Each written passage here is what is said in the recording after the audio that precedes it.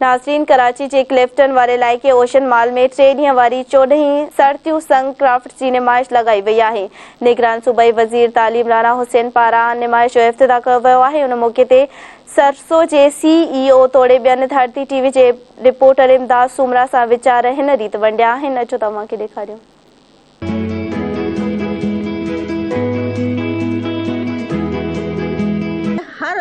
इलाके की औरत को जो है उसको सजावट का शौक़ होता है, चाहे वो अपने आप की सजावट करे, चाहे वो अपने घर की सजावट करे, चाहे वो अपने मुल्क की सजावट करे, क्योंकि रौनक तो औरत के दम से ही है ना।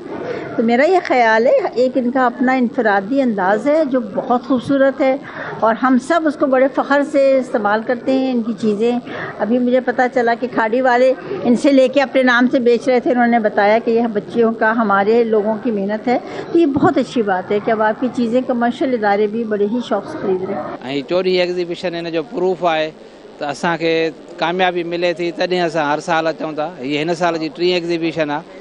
असां जनवरी में आईसीं 2023 में, वरी असां जून में आईसीं ऐं हीअ वरी असां दिसंबर में था आणूं।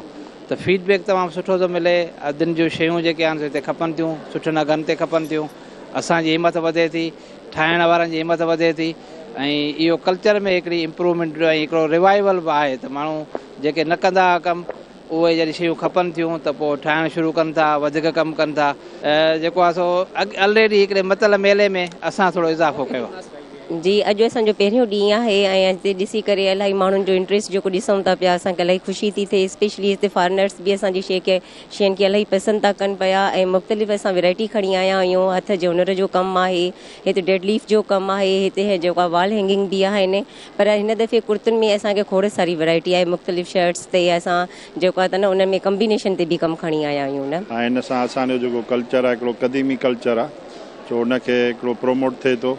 ऐं हिते कराची में हिननि इहो ॾाढो हिकिड़ो सुठो कमु कयो आहे। हितां जा जेके सिंधी फैमिलीज़ आहिनि या इवन ॿिया बि जेके अचनि था, उहे बि हिनखे तमामु घणो पसंदि कनि था।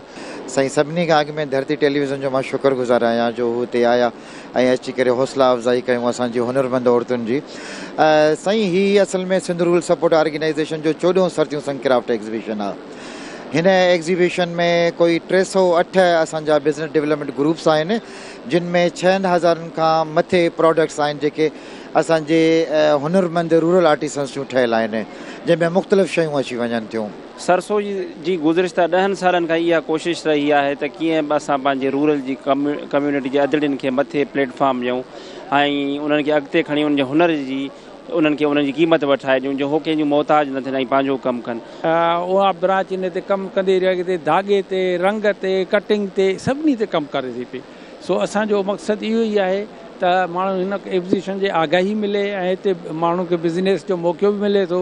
ग़रीब हुनरमंद जेको खणी था अचनि हिते, उन्हनि खे सुठो पैसो बि मिले थो ॿाहिराड़ी जे मुक़ाबले में। त इहा असांजी सिंध जी ख़िदमत आहे, सिंध जी सकाफ़त आहे, उन जी बि बात थिए थी। महिरबानी। कैमरा अली दर सां गॾु इमदाद सूमरा, धरती TV न्यूज़, कराची।